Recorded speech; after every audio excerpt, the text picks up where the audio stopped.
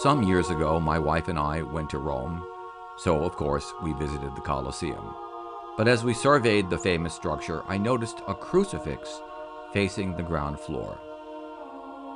Our tour guide explained that the cross was built in the 18th century to commemorate the slain Christian martyrs from the reign of Roman emperors like Nero and Diocletian. Then she pointed at the cross and she said, "Fake news."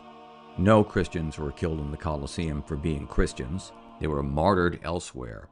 The claim that they were ravaged by animals and gladiators here was a myth. On top of that, being a gladiator wasn't that lethal either. You've seen the movies and paintings of a victorious fighter facing a crowd of fans, holding their thumbs down and waiting for the final decision of the emperor. Turns out that the emperor often opted for mercy because the defeated gladiator had a huge public following. No, neither Christians nor gladiators were ravaged en masse in this famous building, but members of another group were horribly murdered for centuries. I'm talking about wild animals.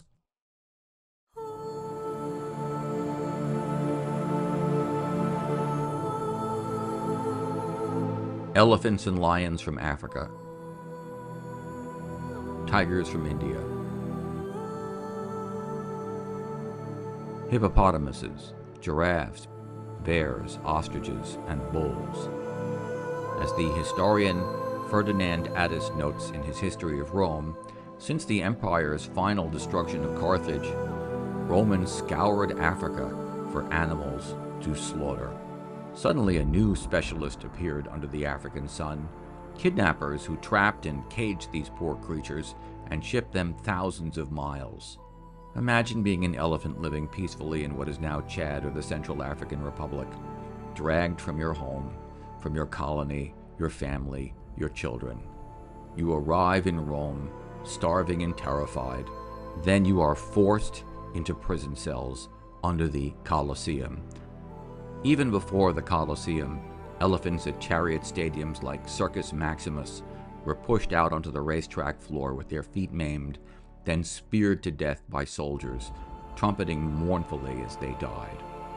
Spectators at the Colosseum cheered when animals were forced to fight to the death. Their captors often hooked them together to keep them from fleeing.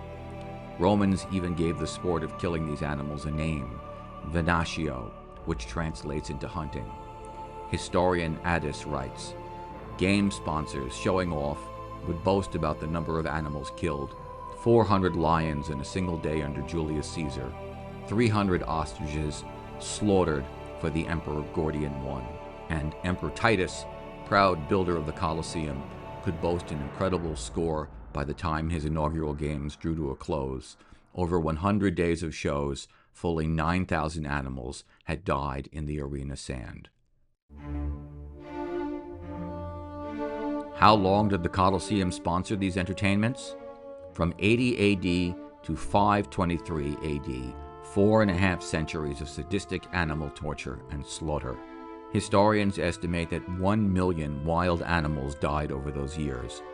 Isn't it about time that we built a new memorial at the Colosseum, a memorial for them?